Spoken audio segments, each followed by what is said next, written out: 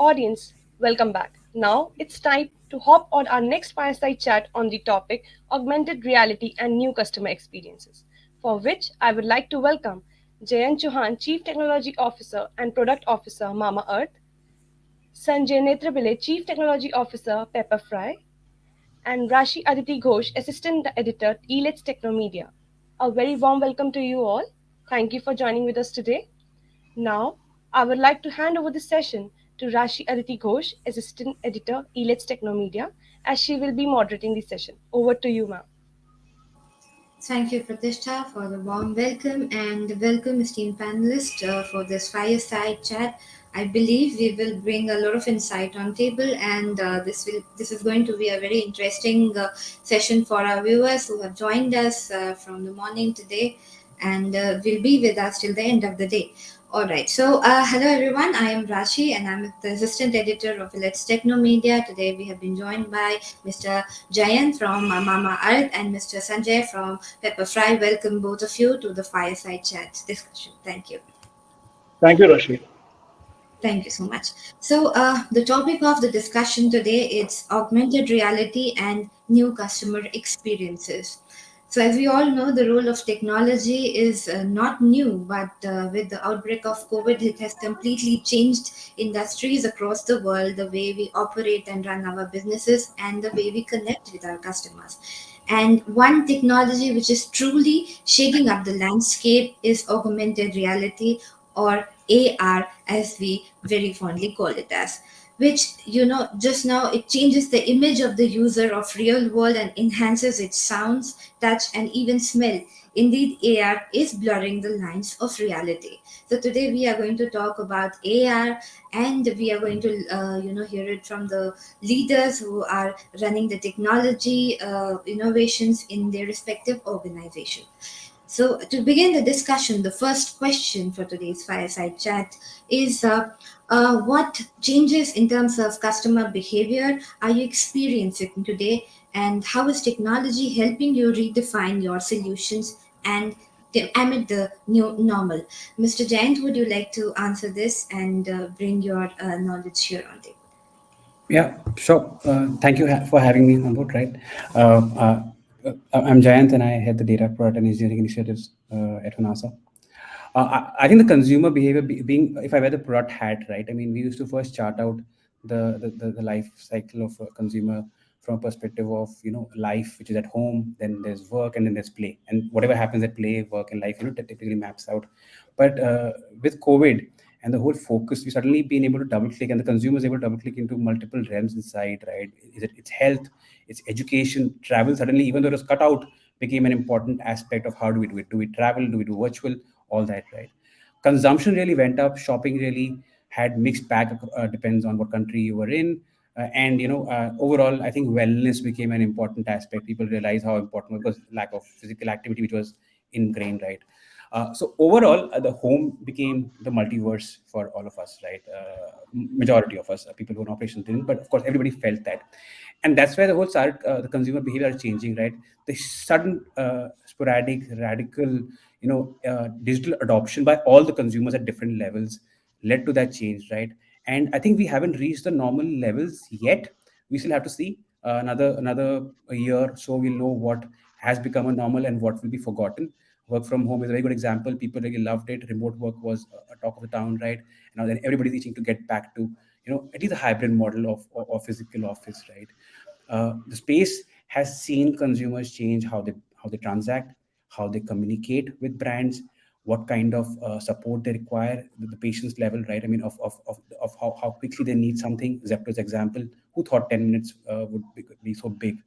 I didn't need it. Now suddenly I can't live without it, right? It's changed my consumer behavior completely of how much time. So I think time as an essence has shortened in that space, right? Which is a depth angle from that perspective. And how we buy has completely changed. It's become omni. We knew omni was to come very long time. Paytm was an example, didn't work out.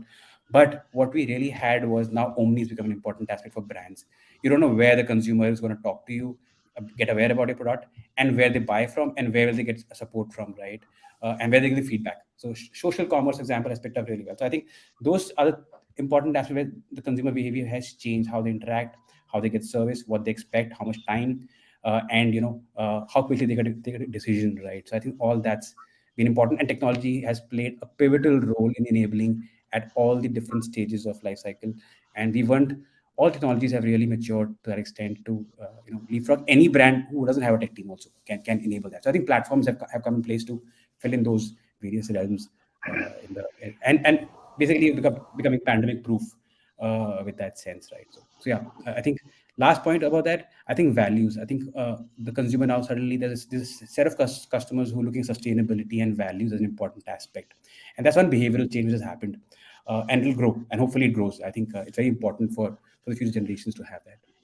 But yeah, I think that's those are my key takeaways of how the consumer behavior has changed, and technology will play the key role here. Right? If I may Absolutely.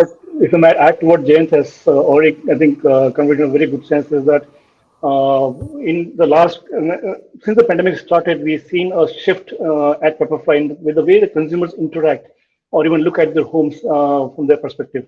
Now, instead of spending say a couple of hours intermittently at their homes, spending say 1 or 2 hours on their sofa, now they're spending 12 to 13 hours on their sofa, dining tables, or on the bed, and that has led to a shift in the way that the consumers have shifted from an offline buying to a more online, basically looking at what products are available in terms of furniture, and then making a decision from that perspective. So we've seen quite a dramatic shift in the way that people interact with our offline studios, coming online and making the decisions and buying something on the website. So that has been a dramatic change. A lot of people from tier two cities we have seen that they come online and they're doing the purchase. That's a big chunk of people who have come online and making the purchases. As James Kelly mentioned, there are a lot of they're not looking at say extended period of time where the delivery can happen. The delivery has to be soon, and from that perspective, the supply chain also plays a very important role over there. And both our companies, I think, are doing their best in trying to ensure that we're able to meet the demands of the new digital population which has come up post the pandemic, and also to cater from the way that we can talk to the customers and deliver our products to the customers, to the end users in the fastest time possible.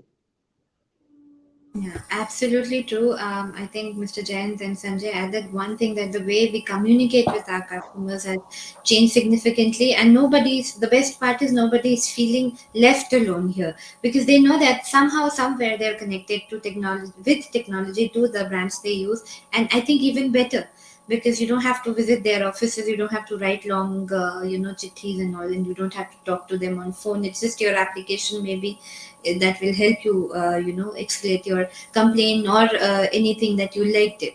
So yes, so taking this conversation further, as now we move on to the augmented reality part, which was the focus of today's conversation. So Mr. Sanjay, what significance, what is the significance of augmented reality in today's era, when we are technologically driven due to the pandemic mostly, and how is it helping you enhance customer service and experience today at Pepperfry? Okay, at Pepperfry, we saw the evolution of technology in terms of the way we talk about reality. Now, I'm talking about physical as well as virtual reality.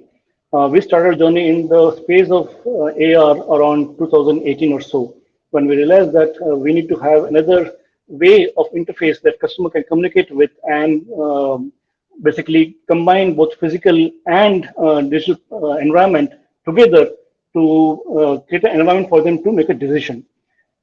It's a decision making process. Now look at it from the point of view. If you have a customer, you go to the studios, you interact with the physical object over there. You decide whether the drawers open in a coffee table or whether the storage opens. How does it open? All those things. But when you interact with the 2D object on a website, it doesn't give that kind of interaction.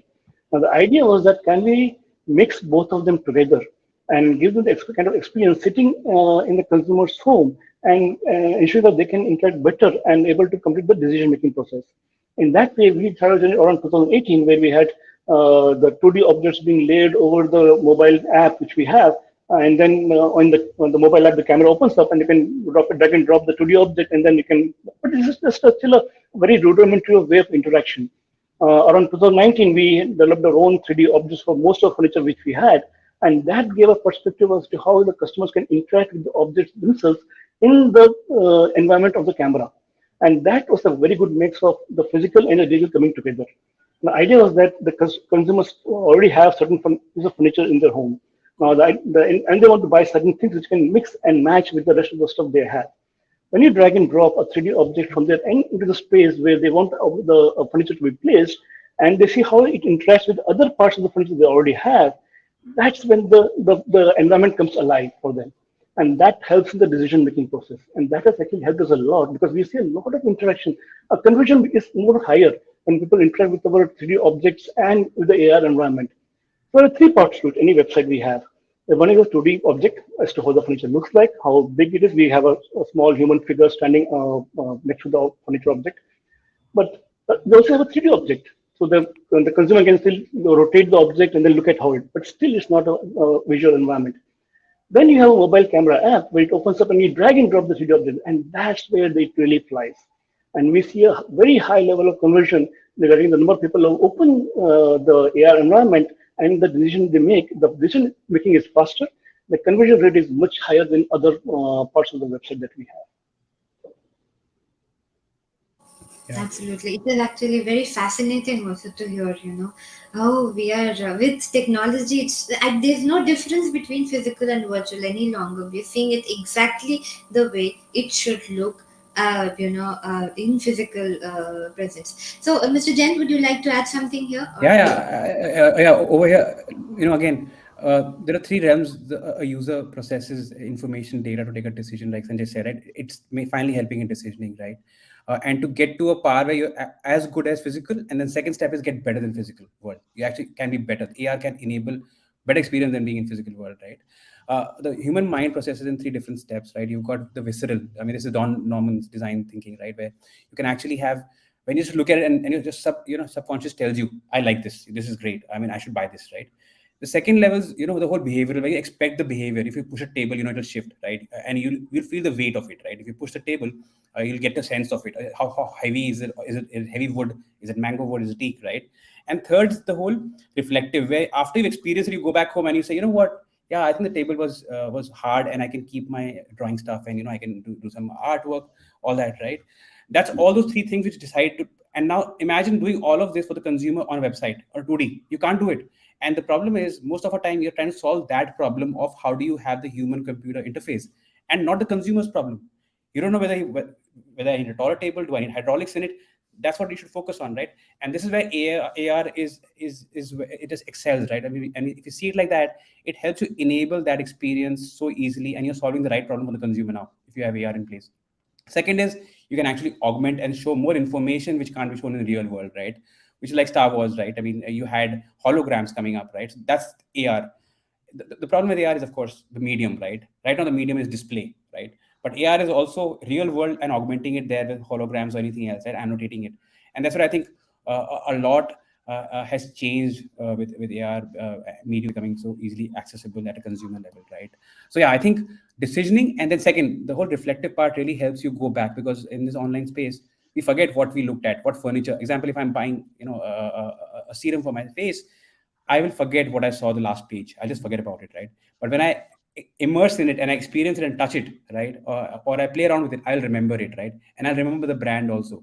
So that's why, from a decisioning and then retention perspective, it is way beyond what we can offer via 2D HCI designs, right? So yeah, I mean, those are my inputs about how it's really helping, right? And yeah.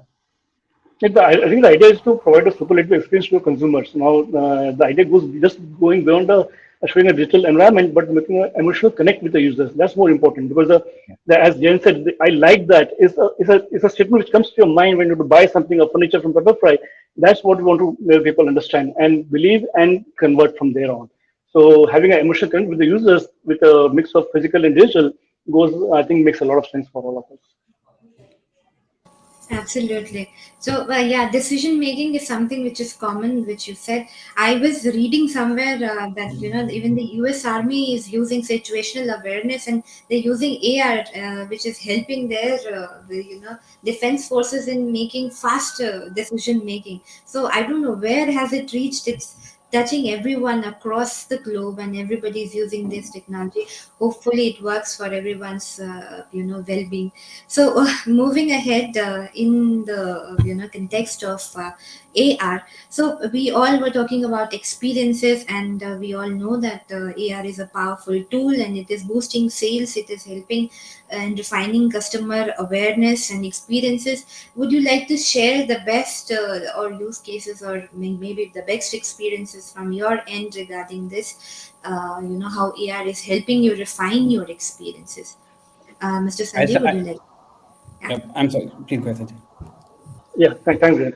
So basically, as I said before, the understanding of the process to make the help the consumer make the decision faster and in a better way is what drives the entire all kind of experience, be it VR, AR, and MR. You have seen Pokemon Go earlier on, right? People have played Pokemon Go. It's a very amazing mix of a gaming element being fed into a virtual environment along with the physical world coming in between, and that drives a lot of human interaction, and it's from an emotional connect. Again, I'm emphasizing the word of emotional connect.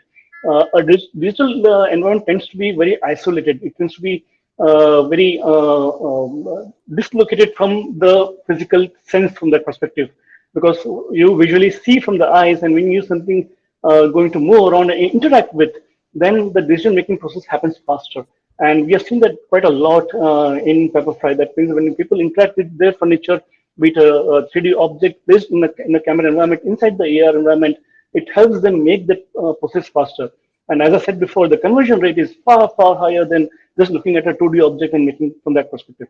Now, the idea is to take it forward from here on. The idea is not to stop over here. The idea is to ensure that we're able to recommend to our users. For example, you might have a contemporary set of furniture at your in your drawing hall.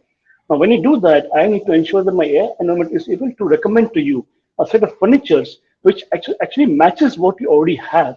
It should augment or should be comparable to what you already have. It should not be giving you a bohemia kind of furniture where you already have a contemporary. It doesn't work that way. So the idea is to go beyond that. They just drag and drop, but also recommend that, hey, you got this kind of furniture, I recommend this kind of furniture over there. And that will ensure that it's a faster conversion process for the users to make a decision and then process their environment faster.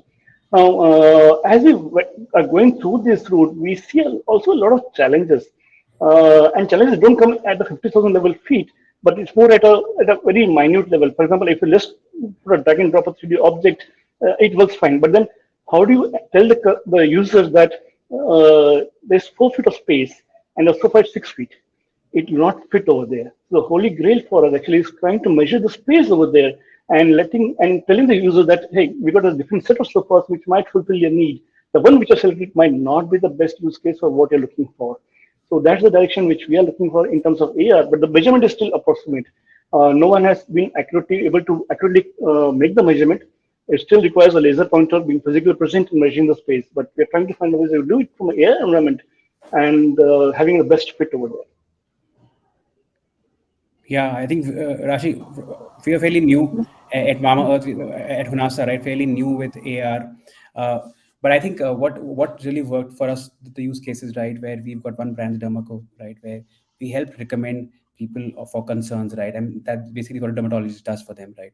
Using AR, we're able to actually figure out what the 8 different kinds of concerns on their face, right, and tell them that, you know what, this is the score, and technically this is where you need to focus more on, and here are the recommended products, right, which really work well. And that's really worked well, almost 3x the conversion rate, right, and one-fourth the time taken to decide what to buy. And this is not one product, this is a regime which is 2 or 3 products together, right, so one-fourth, right. And these consumers who buy via using the AR interface, right, they technically have higher repeats, they come back again, and what's really good is that AR helps you actually handhold even after they've bought from you, and which is what most brands and companies forget, that, you know what, uh, okay, fine, they bought, but how did they find it, right? An NPS score isn't enough to figure out whether they like the experience or not, right? I mean, you have to handhold them even after that, and this is where AR comes in really handy in our case, right? And of course, virtual try-ons is something which is very relevant since a long time in the cosmetic industry. We don't do cosmetics, right? I mean, but it really helped in our serum space where we have different shades available, right? So I think the same experience overall. I think the consumers are able to engage much better, and they technically they can't read. I mean, you know that we read very less these days, right? And that really helps in the whole process of AR is a saver for us, and it provides a natural experience for the consumer. So I think overall we've really experienced good science in early days itself, and we'll be pushing a lot more on that. Yeah. Pokemon Go example. I mean, it really pushes being immersive. Really helps you. Can you believe that in a year people did I think 6 billion kilometer plus travel with just a game which is there on the phone? Unimaginable, right? I mean, it just took everyone by storm completely. So yeah, I think this is how if you can actually create that, it's scary also. But yeah, I mean, I think it's consumers really want that experience overall. Yeah. Actually, I think Thank we are saying that when what basically when the user interacts with the website and looks at images, they see a lot of images on the side. So there's a lot of distraction which goes on. But if you're in an AI environment, you're focusing on a particular product, a particular object being dragged, and that actually helps people users to focus more on that object and drives a better decision making on that. Yes. So, yeah, we were saying in psychology, there's a word that no two individuals are alike. They are different. So when they have to decide something, they need something which is customized, and they want it to look like that this is exactly made for me. Augmented reality plays a role there because you know that this is something that suits me and it is best for me.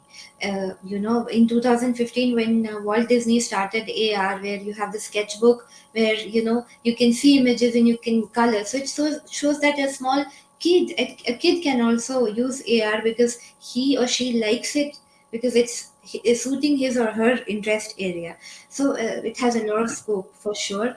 And yeah, so it touches customers emotion, which is the most important part of this technology, special AR.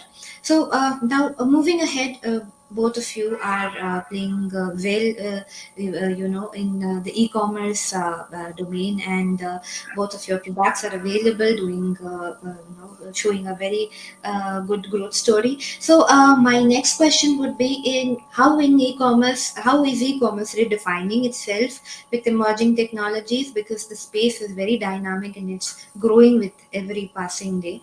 And how technologies like augmented reality and AI, which is also the next most favorite used term across verticals. That's what we have been hearing since not just this panel, but every panel. AI is something that is into discussion. So what would you like to add here? Mr. Jain, would you like to answer this for us first? Yeah, I think what's really happened is that in I think technology, like we've seen the cycle, right? The time to disrupt keeps going shorter, right? I mean, the next disruption happens in half the time, not really, and it will happen. Research will happen in 10 different spaces, and one breakthrough in one space will completely change the whole world for everybody else as well, right? That's what AR and AI have done in that sense, right? Though they've always existed in some extent. Stereoscopic views and TVs were there in the 1900s, right, where you could just put two films together and watch and get the experience across, right? So I think it's been there since a very, very long time. You need maturing supporting technology systems to be there in place, right, and that propensity to buy also there. So I think, but e-commerce. In a lot of places has been conservative initially, but I think the last few years, again, even pre-COVID, we've seen a lot of changes in the way payments happen, right? Just the whole aggregated payment system coming in place, and digital UPI in India being a big breakthrough, right? Has really enabled various e-commerce brands to be able to pick up platforms without even technology teams to buy and enable them, right? So I think the businesses understand that efficiency comes by technology. Initial capex and opex might be there, but it definitely brings in efficiency at a much faster pace, right? So I think it's all about that. Like Sanjay said, right? I mean, AR, for example, really helps you provide the best experience to the consumer, the best product that you have for them, which helps in the whole return process. Returns go down, right? I mean, people are happy with what they got. I mean, what you sold is what they got, and then the experience, they love the brand, and that's majorly the battle one. If you win their trust the first time, technically you've gained their trust, and they'll come back to you again, and they will not try and go through the whole process of figuring out where to buy from next, right? So I think that's what has happened. Platforms have come about, startups have enabled so many new platforms in the last couple of years where people can start using them right straight away off the shelf. Shopify AR has enabled everybody who's on Shopify to quickly enable AR experience. They can hire consultants to get the 3D objects created, and they're live with AR, right? Apple, right, has web browser enabled AR just available straight away, right? I mean, using the AR kit. They've got LiDAR, right? I mean, like Sanjay said, range detection is important. The depth angle is important to provide the best superior experience, because then you know how big your room is, how big the size of the table is, right? Or how big your blemish is, right? Or how big the spot on your face is, right? So it helps in that, and technologies are there. Just it's like lithium ion, right? I mean, who would have thought that remote control cars would turn into big Tesla cars, right? The same battery powers them, right? Similarly, is happening in the space of AR and AI. And AI is a misnomer. The joke goes that an AI bot enters a bar and says, you know what, the bartender asks him, what do you have? And he says, whatever everybody is having, right? Tell me whatever. So what AI has done is that it's helped you gather a lot of information correctly. If you gather it correctly, you can use that to your advantage and build models which will help you predict what the consumer wants and serve them faster, right? So I think that's where and you have readily available solutions available to integrate and start using, right? For personalization, for recommendation, for right rewards to give to the consumers, right? So all that's really available now on the various platforms are there. So I think e-commerce is fairly ahead in that sense, right? So yeah, I mean, I think there's a lot to happen in this space, but I think we still has to be simplified, right? Like AR, MR, XR, right? It's finally it'll be a mix of everything, right? But the consumer it should be easy for the consumer to manage forward from there. Keeping simplicity is an important aspect to ensure that we don't go overboard with too much technology, right? For the consumer, and we can focus on the core business also. Yeah. Mr. Sanjay, would you like to add your views here? Yeah, I think the very relevant points mentioned by Jayant. What we're Pepperfry, our journey started long time back, right from 2016, 17 onwards, and we are trying to have a 3D objects being made of the furniture item that we have. Now, when we went on this journey, we realized that the 3D object about 5 years back were not that smooth. The number of polygons required to make an object over there were still in the infancy, and the processing time required to render it on the mobile app as well as the desktop browser was still way it's not there at that point of time. But I think the last 2 years we are seeing a lot of uptick in the way that the chips have improved in mobile phones, the browsers have improved, as Jen already said, and these have led to that you can have a more smoother services. I don't need to see pixelated 3D objects. I can see a more. I can have a higher number of polygons. That means my image sizes can also be bigger in size. My internet speed size improved, and this all adds up in giving us very superlative experience to our users. When we look at from a point of view as to what are the different ways that we can improve the experience, there's two ways. One is having a 3D overlay on a AR environment, superlaced with the recommendations, the customer data coming in through streaming information, and that both of them working together lead to proper recommendations. As I said before, you take the our camera app and you scan through the room. We want to start showing recommendations based on the function you already have, and that means that we have a mix of.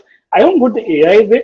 AI is a more of a superset, but a slight subset of AI would be a machine learning, where I can look at basis the models which would have developed over a period of time, looking at the textures, the kind of furniture that you have, and also a good mix of what kind of computation I can do at the client level, that means at the app level, and what kind of computation I need to do at the server level.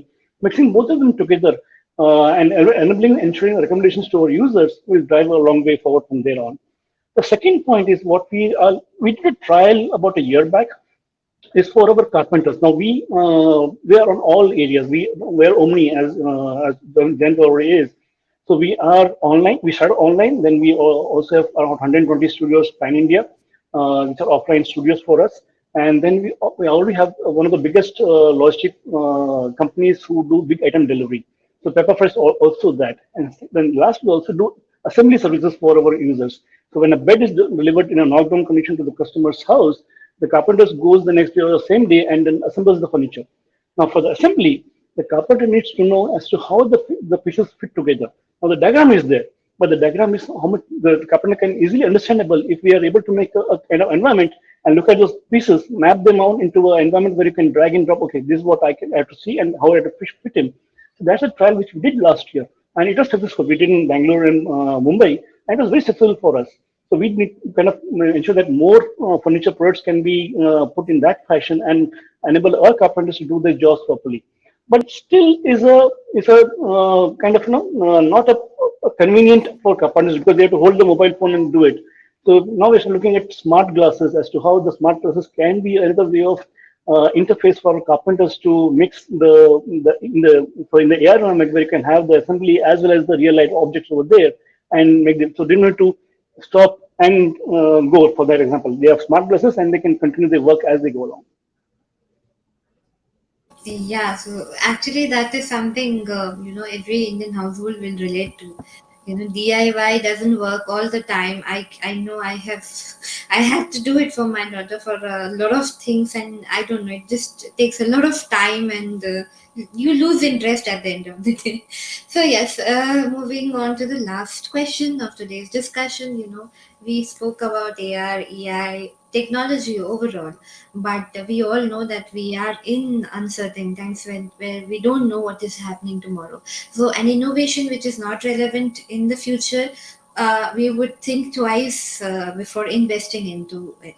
So augmented reality has proven that it is innovative. What do you think is its future scope? Mr. Kent, would you like to start? Yeah, I think like I mentioned earlier, right? The key friction in AR has always been the display medium, the medium, right? I mean, even holograms can't be created unless you have smoke. For real augmentation, if you remove the display, how do we remove the display, right? I think we're waiting for glasses. I mean, Google spectacles came in, then Snap glasses were there. I think everybody's waiting for, and some of them are already there. They're expensive, but I think that's the next step we are waiting for. Commoditized glasses where you augment carpenter's life, a professional's life, right? Like I said, all realms of spaces, play, work, consumption, wellness, right? Every day I wake up, instead of a mirror, my glass tells me that my skin's dry. I need to hydrate it, right? All those things, right? So I think the next step, which is already work in play, is how AR will evolve into. It's called immersive technology. Is I think Neuralink is an example, which again Elon Musk is working on, right? You just augment into your optical stream, right? It's just in your head.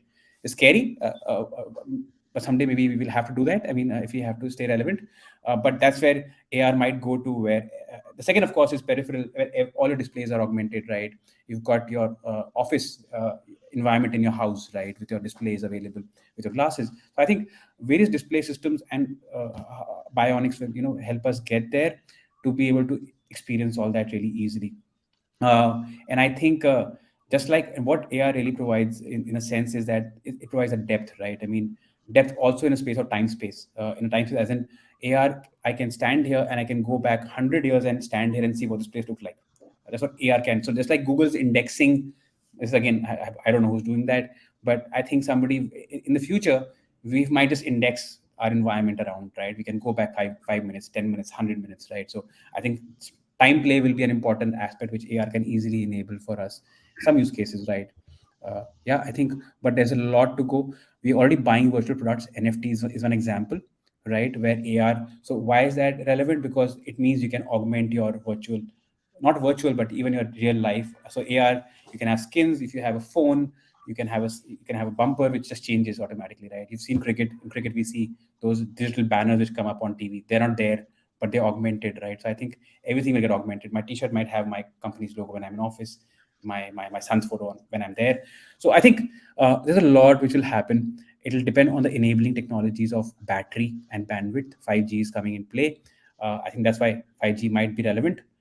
People are confused. Why do we need 5G? But I think the amount of bandwidth required for all these use cases might go up, and battery life of all these devices would be an important aspect. So I think energy consumption as a species and ecosystem would be very important enablers for these. And when once disruption happens on those, it will be mainstream. I think AI will be mainstream for all of us. Okay. So, Mr. Sanjay, can we have a quick note on this in this regard? It Yeah, has to sure. be. Yeah, I think I'll not go to the territory of embedded human being, electronic human being, but I think what we I've seen a very good use case of okay, we have seen AR, right? We also heard of VR. That's another area we are playing, and it can be a topic of another session. But we're seeing a mix over there. We are seeing a mixed reality coming into play over here. Now, we saw a demo of that in our office about 2 or 3 weeks back, where now, okay, now in the AR environment, you have a digital object being being drag and dropped into a physical environment or in the camera. Now, what if I could drag and drop a physical object and make into a digital object at the same time? For example, I got a table lamp over here. Now, as I push it into my camera app, the physical object becomes a digital object automatically. And that's where mixed reality comes into play. One of our users came up with a good use case that now she had a dining table, right? She wants to look at the dining table with the food stuff on it, with the pickle jar on it, with the fruits on it, and we were looking at as to how we can make it happen in a physical environment, in an AR environment, and that's where mixed reality comes into play. So in the same kind of environment, perhaps using smart glasses, that's a more convenient way of interacting with the environment. We just say, okay, this is basically a bag of fruits or something like that, and you just drag and drop over there. It automatically converts from physical to digital, and then becomes embedded over there. And that's the most amazing piece of how the things would move forward in terms of the AR, VR, and MR in that perspective. And that I think we have a lot of value in how consumers will interact with this virtual environment along with the physical environment being juxtaposed at the same time, and perhaps drive the decision making process. The idea is okay. The idea is all this to make the decision making smoother, faster, as well as simpler. As James already said, the simplicity has to be there. You can't use technology to make the flow complex. It has to make the flow simpler for people to take a decision faster. And basically, being organizations, you need to ensure that the customers get the best flow in place, and they're able to convert and get the products that they want to like to have. And that's the entire idea of any kind of virtual or physical environment that you would have chosen. Right. So, yeah. So, with this, we come to the end of this fire discussion. It was really a very fiery discussion as we spoke about the technology innovation, and this is not going to end. We can talk about it all day night. So, Pratishtha is on screen already to help us realize that we have ended the discussion today. So, yeah, Pratishtha, over to you. Thank you, everyone. Thank you for such great fireside session. I hope our audience must have gained a lot of knowledge through this. I would like to thank our speakers for joining with us today and sharing their valuable insights, and our moderator Rashi Aditi Ghosh for wonderfully moderating the session. Now, as a token of appreciation, I would like to present the certificates to Jayant Chauhan, Chief Technology and Product Officer, Mama Earth. Thank you so much, sir. Thank you for joining with us today. And Sanjay Netrabile, Chief Technology Officer, Pepperfry. Thank you so much, sir. Thank you for joining with us today. Thank you, Rashid. Thank you for question. Thank you, Jayan, for being there. A lot of good knowledge I could Thank, gain from your interviews. same here. I think Thank next will be the event will be AR, and we'll see the banyan tree behind Sanjay, which is so awesome behind, right? I mean, we'll also get to Yes, see. I do have Thank you that. for doing that. We're very Thank, excited to do that. Hopefully, we'll do it. Thank you, yeah, everyone, for joining us today. thank Thank you. you. Namaskar. Have a good day. Thank You you. too. Thank you. Have a nice day. Bye. Bye. Thank you, everyone.